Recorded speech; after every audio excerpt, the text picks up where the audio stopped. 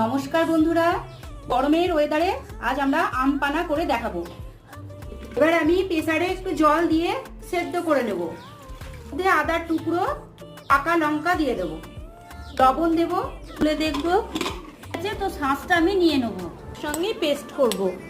চিনি নেব, বিট লবণ, গোলমরিচের গুঁড়ো, জিরে আমি ভেজে নিয়েছি তার গুঁড়ো, জল দেব, দিয়ে ঘুরিয়ে নেব। আমি কিছুটা ঢেলে নিলাম, জল অ্যাড করব, এগুলোকে ডেকোরেটর করব।